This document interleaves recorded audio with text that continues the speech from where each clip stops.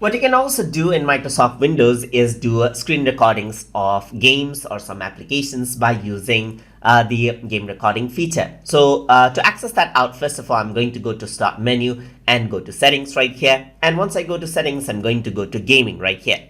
So once you go to gaming, you should make sure that the Xbox game bar is turned on for this. So make sure it is turned on right here.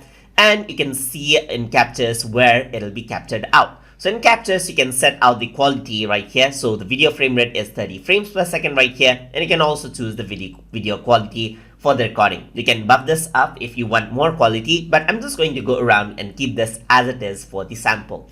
So now I'm going to go around into the Xbox game bar and let's see what the shortcut key is for start and stop recording. It's Win, Alt, and R. So I'm going to press Win, Alt, and R on my keyboard.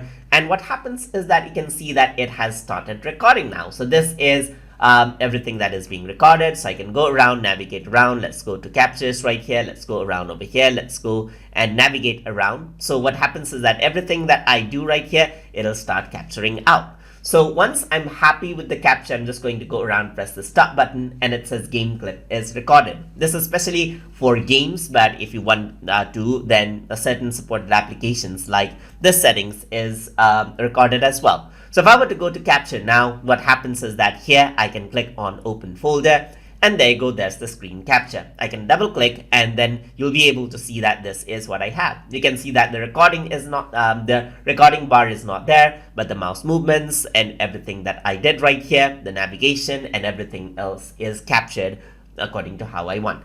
And that is how you can use the game screen capture option to capture our games, certain applications inside of Microsoft Windows 11. So hope you guys learned something as always. And as always, please like, comment, share, and subscribe.